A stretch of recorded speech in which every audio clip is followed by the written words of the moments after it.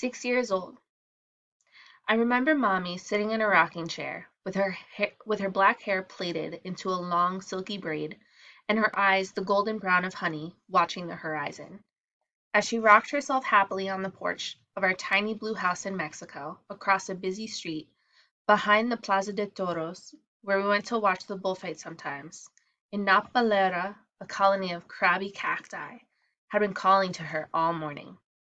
Mommy, pregnant with her fifth baby, was antojada, a victim of her food cravings.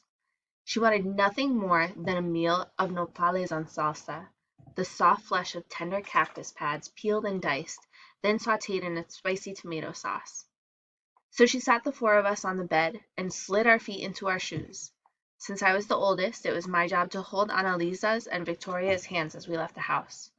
With Paco cleaved high on her hip, Mommy led the way.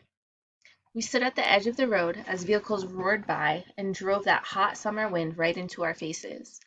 It felt as if we waited a lifetime before we could finally cross. Four baby chicks clinging to the little red hen by the hem of her skirt, with her clucking the whole time. Once we were safely across the street, we followed a dirt path until we stood at the top of a hill, looking down into a wide valley. Below us, at the end of the world it seemed, we finally saw them. Hundreds of cacti huddled together.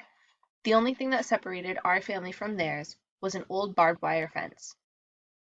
Mommy handed Paco to me. Facing the parallel lines of wire, she pushed the bottom wire down with a sandaled foot. Then, carefully with her hands, she pulled up the other wires until they were bent far enough apart for us to slip between them. We climbed through quickly, eagerly, like ants to a feast.